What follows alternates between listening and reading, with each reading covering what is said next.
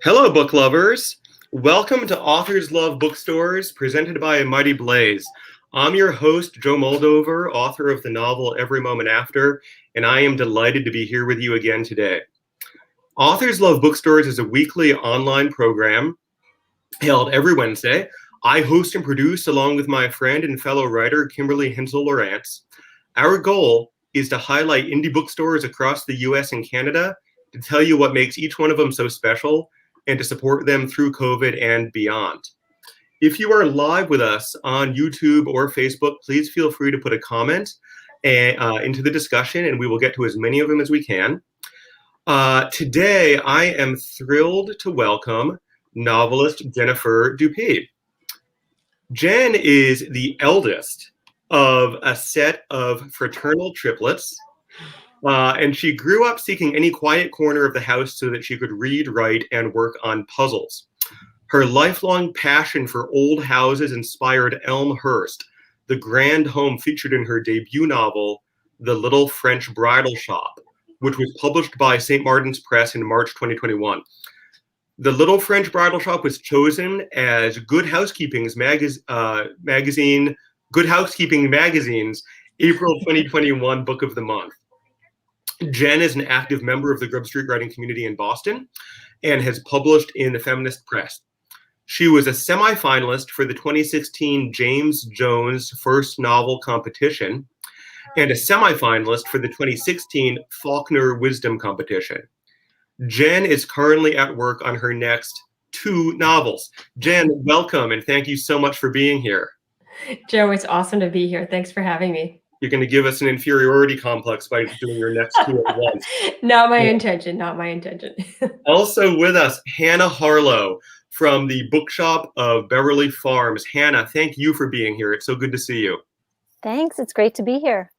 Let's jump right in. Jen, we spoke to you some time ago, and you told us that the Bookshop of Beverly Farms is one of your very favorite independent bookstores and has a really special place in your heart. I'm wondering if you can tell us a little bit about what makes this store so special and why you love it so much. Thanks, Joe. Yeah. So I've known about this book for a long time. I grew up on the North Shore of Boston, and my grandmother lived in the town of Beverly Farms. It's a little seaside town on the North Coast, up north of Boston. And it's just a really special town. So she lived for many years about a mile from the bookstore, and then for about 5 years, almost directly across from the bookstore. So this is a store that's just been near and dear to my heart since I was little. And it's also just in this small town that's kind of quaint and lovely. One of my high school friends' parents used to work at the bookstore, so it's a place that's near and dear to my heart. And I know Hannah and her husband Sam took over the bookstore in January of 2020, and since then, obviously it was a challenging time to start your ownership of a bookstore, and they have done such an incredible job of making the space their own. And I love seeing their daily social media posts. And they also have a resident cat named Rabbit after the John Updike novels, because as some of your viewers may know, John Updike was a longtime resident of Beverly Farms. Thanks, Jen, for saying that. Course. That is wonderful. Thank you. I love that personal connection to the store. Hannah, let me turn to you. So you, I know, are coming out of the world of publishing and took ownership of this indie bookstore in January 2020, which must have been an extremely interesting time to jump in. Do you want to tell us a little bit about that and a little bit about that experience? Sure, yeah. So I'd been working for a publisher for 17 years and had decided I was ready for a change. And when I saw that this bookshop was for sale and started talking to the owners who were retiring, everything just seemed like such a good situation. The owners, the previous owners had owned it for 27 years. The store's been here since 1968, so I think I'm the 5th owner. But it just seemed like there was great history, great community, supportive exiting owners who could kind of help me and show me the ropes. I know a lot about the publishing world, but I never worked in a bookstore before. So there was a lot to learn. But there just seemed like a lot of opportunity too. One thing, I mean, the previous owners, they did everything on paper still. It's just the way they'd always done everything. They never saw a reason to kind of digitize the inventory. So the first thing we did, we were like, okay, like this is one thing we can do to kind of, update the systems and maybe make things a little bit more efficient when we do things our way. And all these little things that we did ended up really helping us when the pandemic hit. Because we had digitized the inventory and used our POS also hosts our website. And so we were immediately able to start saying, oh, we can start, you can start ordering online from our website, which was not an option before January 2020. And in March, at that point, we were sort of doing like, you can order for like pickup at the store. But it was very easy for us to make that switch to like, you can order from anywhere, we can ship, we can, close the storefront, but still operate as a bookstore. So in a lot of ways, we were really lucky in our timing. I think the store would have had a harder time if, everything was still on paper. So I can't believe you had a store in January 2020 that was non-digitized. Yeah, it's crazy. And that was the kind of pivot that you had to make, and you've done that successfully. I mean, that is an amazing story. Yeah, well, the other thing I loved about the store, which we did not keep up, but this is the type of store that in 2020 nothing was, digitized. And they still had carriage accounts, which was awesome. And in some ways, I kind of wish we still offered it just because it's like such an old school thing. Like people would just walk in and be like, what is a carriage like, account? you could walk in and be like, I want to buy this book, put it on my account. And you would get billed like at a the end of the charge month. account. Yeah. Oh my gosh. I remember my grandmother having accounts like that. Yes. At like bookstores and department stores. It's so cool and old school, but we thought one of the things with owning a bookstore is cash flow can be an issue throughout the year. And we just thought, well, we should probably start making people pay, up front. So, like, have you guys slept since January 2020? Like, that seems like such a heavy lift to take a bookstore that was like in that place and to get it through COVID. Seems like a monumental effort. Yeah, I mean, I did not take a day off in 2020, but I will say that we had a really great year. In the end, I think, we were, the other ways we lucked out is that we hadn't really staffed up yet. So when we had to close down, we did, we kept paying the people we had on staff, but it wasn't like a huge payroll. We could keep our costs down really easily. So we kind of weathered that initial storm like fairly okay. And then we had a very strong end of year. So I feel really lucky. I mean, it's an amazing story. I mean, now that you've been in publishing, now you're a bookseller. At some point, you should like write this story and sort of like go over to the writing. I think I'm going to turn it into a novel, a little rom-com. It's gonna be like a novel, exactly. I should mention too that it's actually my brother who's my co-owner. It's a common mistake. Oh, sorry. Yeah, no, I got totally that wrong. That was my assumption. Yeah. Got it. But he actually lives in Maine, so we had thought he'd be here helping out a little bit more, but he, wasn't even allowed to come into the state for most of the year. Oh my gosh, that is just like that is an amazing year. We made it.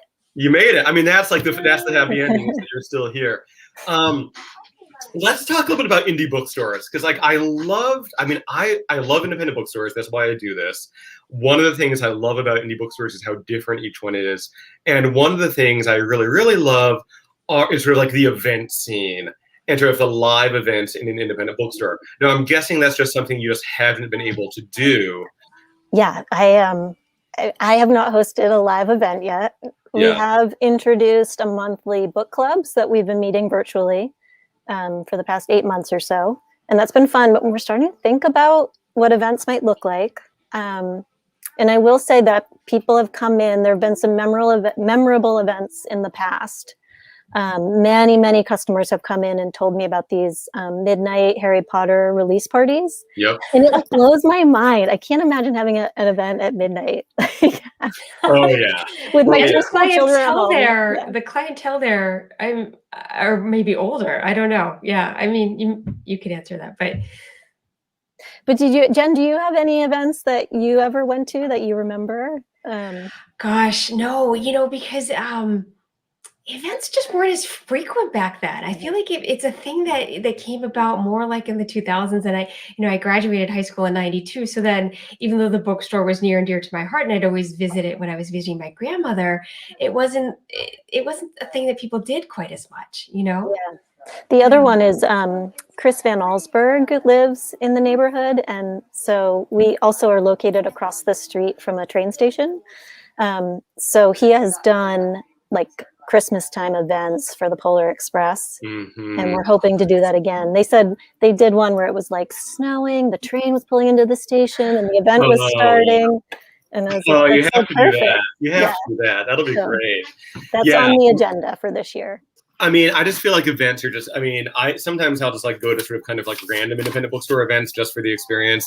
My wife and I went to many Harry Potter midnight releases and like those were always, like a huge amount of fun. But yeah, I mean, the Polar Express tie-in is great. How can you pass up on that? Yeah, it's amazing. I mean, that's great. That's awesome. Hannah, another question I have for you is about sort of the art of bookselling. So you've been on the other side of the counter for many years now. I mean, both as somebody who I'm sure buys tons and tons of books, but also somebody who's in publishing and who wants booksellers to like carry like your books, like your clients' books, your publishing house's books. And now you're on the other side of that transaction. You're sort of in a different space with that. And you're the one who is like selling and recommending books.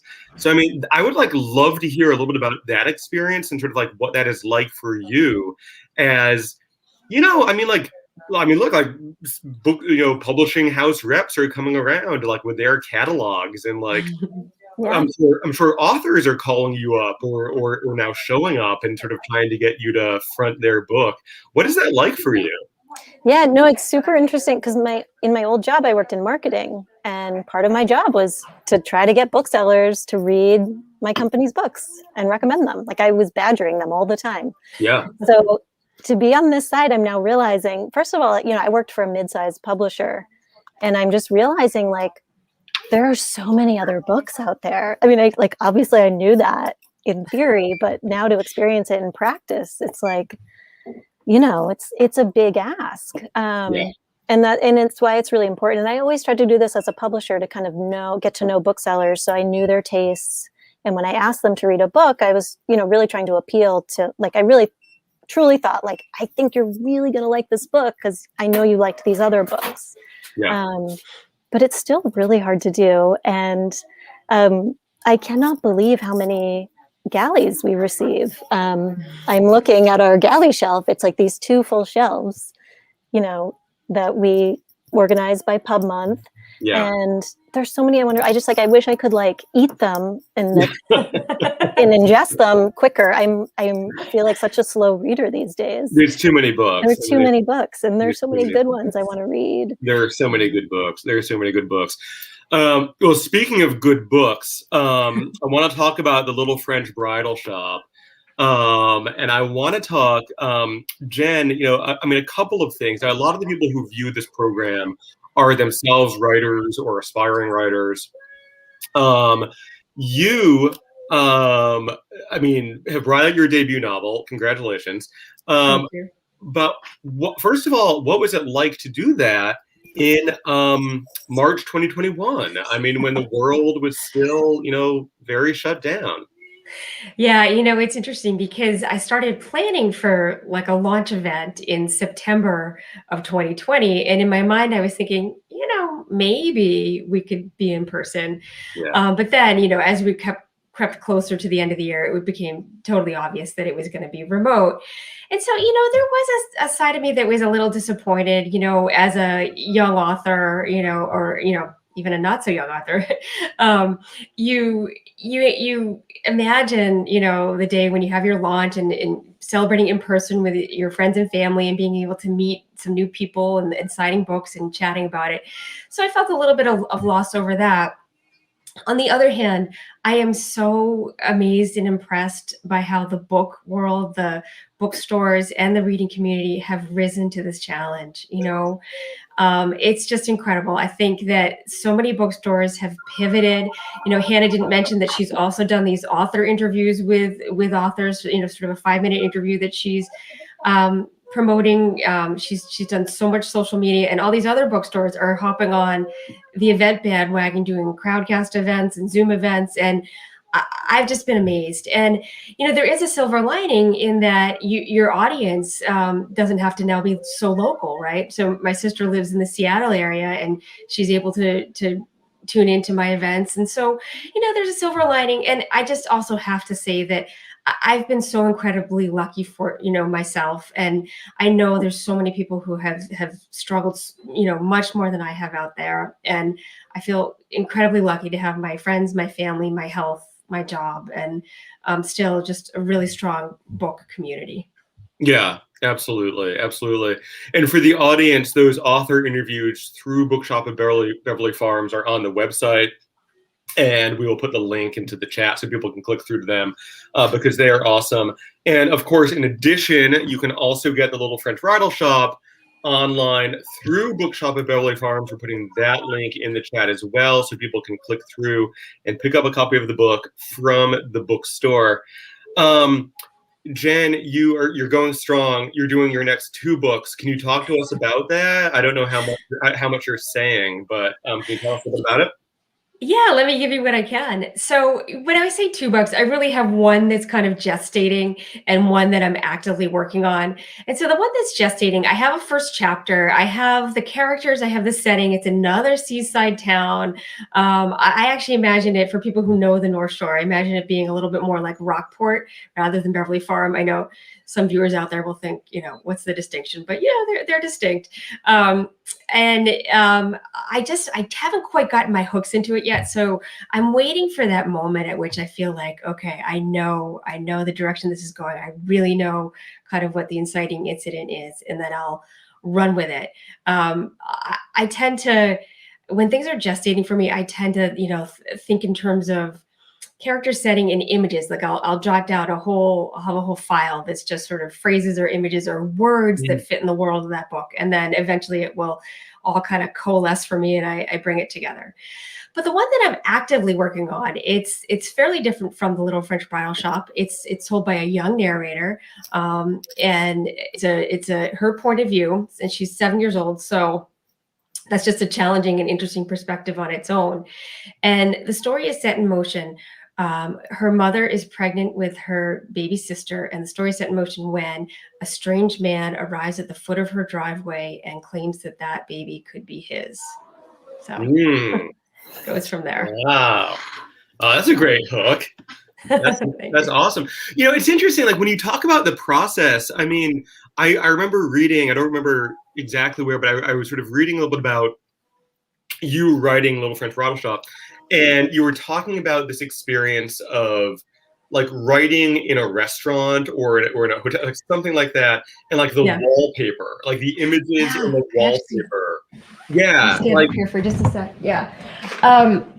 So as I was writing this book, I took a writing weekend. My daughter was 4 months old, and so I was like, I need just time to myself and a good night's sleep. So I had just gotten up. I'd had breakfast in this dining room at the Emerson Inn in Rockport, Massachusetts, and I was about to settle into what I hoped would be some meaningful writing.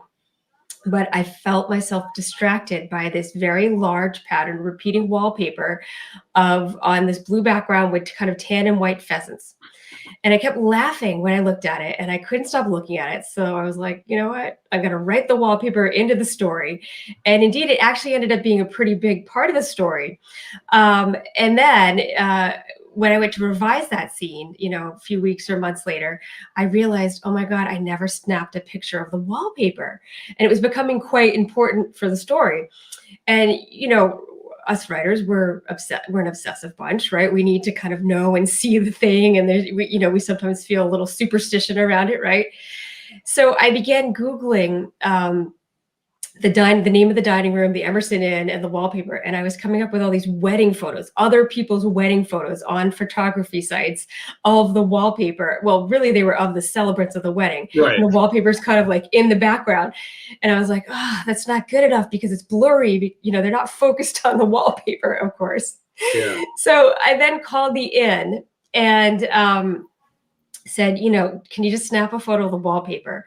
And they said the room is under renovation and they have torn down the wallpaper, but we have rolls of it in the back room. And if you would like to come and get some of the wallpaper, we'd be happy to give you a swath of the wallpaper. So, indeed, I hopped in my car, got up there to Rockport, and I had this framed photo, which I can show you here, of the pheasant wallpaper for the duration of the writing of the Little French Bridal Shop. Oh, I love it. I love it. And people just do stuff like this when you say you're a writer, right? That's like one of the fun things about being a writer. You can just like call somebody up and be like, hey, I have to talk about your wallpaper. Exactly. That's so great. It seems like you just sort of have these sort of like impressions and images and sort of like feelings and things like that you're kind of like weaving together. I don't want to sort of like go into sort of this like plotter, pantser, like binary, but like, are you somebody who outlines a book all the way to the end when you're writing it? Or do you just kind of like follow this stream of sort of like impressions until it comes to some conclusion? I'm somewhere in between. I feel like as a young writer, I was way more of a pantser. I kind of was letting things go where they took me, but now that, before this is the first novel I've got published, but I wrote, 2 others, 3, depending really how you count, before this. And you learn a lot in the writing of those, how to organize a story such that it has a narrative arc, such that it has resonance for readers, and it kind of makes sense. And so for that reason, I think I needed at least to become more of a plotter. And in my non-writing life, I'm super organized. That's just my MO. So it was maybe somewhat easy to make that transition. And then using kind of software like Scrivener, which will really help you organize your manuscript and your research. Because of that, I've become a little of both. So as I'm creating these files and I used to do so much by hand, right? But now I'm doing it on Scrivener, this writing software, and it allows me to separate things into buckets or chapters. And so I'll just kind of throw, my phrases and words there, a few things here, and then you can move around and organize it. So there's visually, it's so helpful. Mm-hmm. Yeah, that's interesting. Well, like one side note for like our online audience is that this is obviously the no excuses episode of Authors Love Bookstores, because Jan wrote her debut novel with like an infant, like a 4-month-old infant, and then like launched it during COVID. And Hannah bought her bookstore in January 2020 in non-digitized form, and then took it through COVID without her business partner because he was in another state. It's like, this is like the no excuses episode. Like, nobody should have any excuses to not either A, write a novel, B, take over a bookstore, or C, maybe both. I love it. We're making it sound so easy. They're smiling and looking so relaxed about it, and it's just like, oh my gosh, I'm a slacker. Okay, let's talk book recommendations. So Hannah, I said to you before we came on air, I said, like, one thing about me is I live in fear of somebody asking me for a book recommendation. I can never think of anything. I can never do comps for my own books or for friends' books. I mean, people say, "Oh, so you've written this book? So like, what is it like? What's the comp for this book?" And I'm like, maybe like Gunner, like Moby Dick, because that's a novel and this is a novel. So they're like, why not? I can't do it. And so you now, I guess you've been in publishing, so you've been doing comps for many years, but you're now in a job where people are probably saying to you, like, well, what should I read? Like, I liked this book. What should I read next? Or I want to buy a gift for like my sister-in-law and she, whatever. How do you make a good recommendation? What's the secret? I think the secret is first, listening to your customer. And like, because I do think people have their go-tos, and I certainly have my go-tos, but you need a go-to for like a bunch of different situations. So so what I usually ask, or, and it's different kind of for kids or adults. But like for adults, I'm like, what are some books that you read recently that you liked, or not even recently? Just like, you need something to go on. So because someone could walk in and just be like, I just want a good novel, and it's like there's a big range there. So, and if they can't think of anything, because I'm also the same way. I'm like, what did I just read? I have no idea.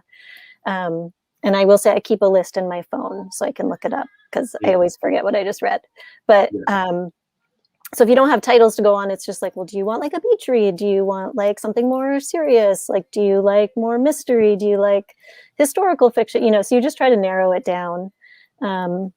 And then, you learn. I have my store is about 1,000 square feet, which is really manageable. And I feel like I know almost every title in the store. And so, you learn the books, and you just have to kind of spend time with them. And obviously I haven't read everyone, but I've read most of the flaps. I've kind of gotten a sense of like what the books are.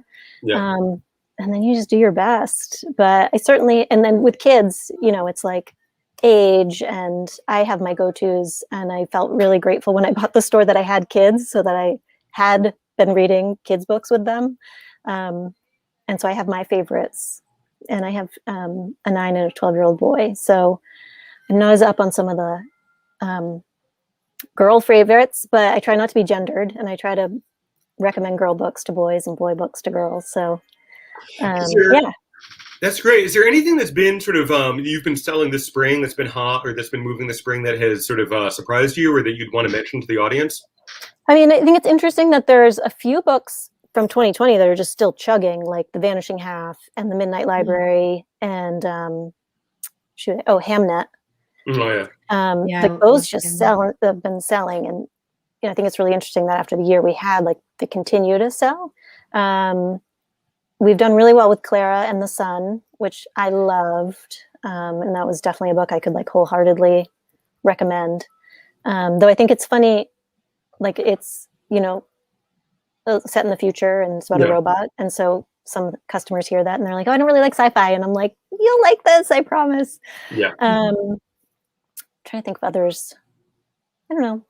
There've been a few others, but those are. Got an audience question for you about the store, if I can run this by you. So, I mean, it seems like your tenure in the store now for like a year and a half has been like pretty transformative relative to where it was when you acquired it. What will the bookstore look like a year from now? Like, what are your longer term plans for Bookshop of Beverly Farms?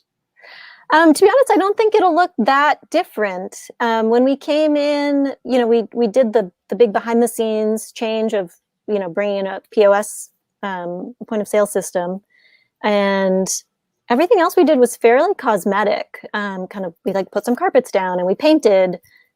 This past February, we redid the bookshelves in the children's room, but we don't have any plans to do anything like major changes in that sense. I think if anything, it's thinking about growth in terms of like, I think a bookmobile would be awesome, and that would be a way we could do like, events, or like go park at the beach down the street, or go to some farmers markets. So that kind of thing. It's just like, are there like some small expansion opportunities that are available to us? Oh, that's very cool. I love that. Jen, I'm going to come back to you, and I'm going to do the thing to you that I complained about people doing to me, which I'm going to put you on the spot for book recommendations. I want to remind the audience that any book you hear about, you can head to bookshopofbeverlyfarms.com to pick it up online.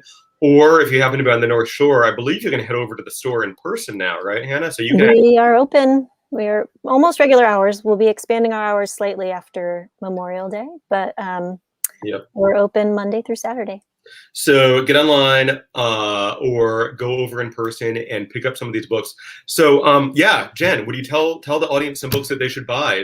What have you been reading or recommending or hearing about recently? Yeah, I did just read Hamnet and loved it. So Hamnet, Maggie O'Farrell. I'm currently reading Catherine Sherbrooke. I know her as Kathy because she's a local writer.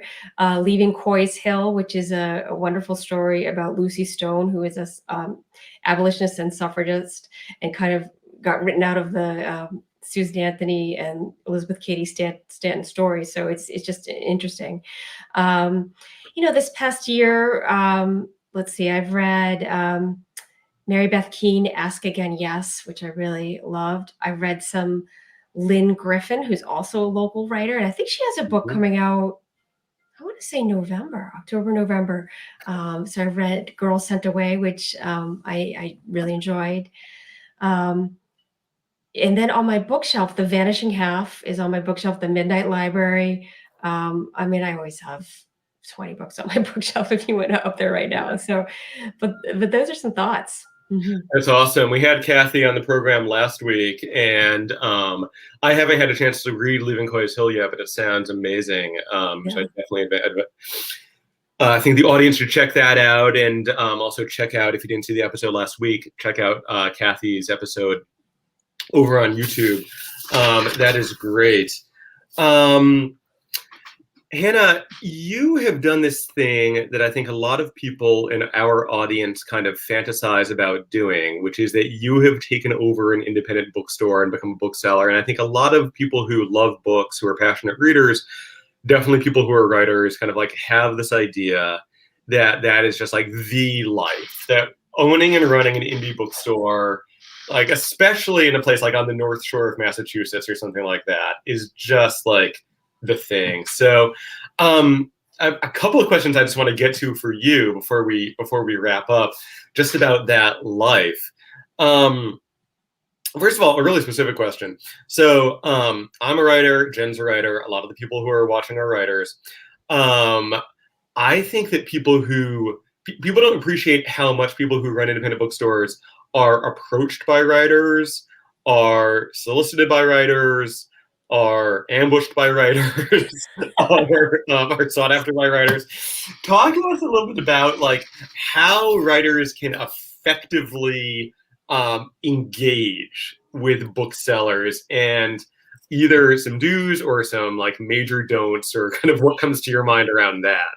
Yes, totally. And I've actually been very surprised by how many writers reach out. Is a little bit unexpected. We're desperate. We're pretty desperate. Yeah, well, yeah. And I totally get it. Like, I'm very sympathetic. But on the other hand, we were just talking about the like thousands of books that we're being told about.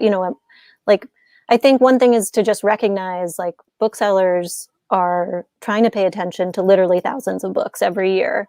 And I know like one of the reasons writers are reaching out is to cut through that noise. Yeah. But I will say, in order for us to sell your book, we need some sort of hook. So like a local connection really helps. Or if you're going to be getting like a ton of media, or, like tell us like what you're going to do to get the word out. Like, do you have friends and family in the area that are going to come shop here? Because to be honest, like we do bring in books from indie authors that reach out, and to be frank, they just don't often sell unless, there is some sort of local hook, or they, people know who they are for whatever reason, because they heard about them on social media, or they heard about them in the media. So I would say email is the best way to contact. A lot of stores do have guidelines on their website. We're working on adding that.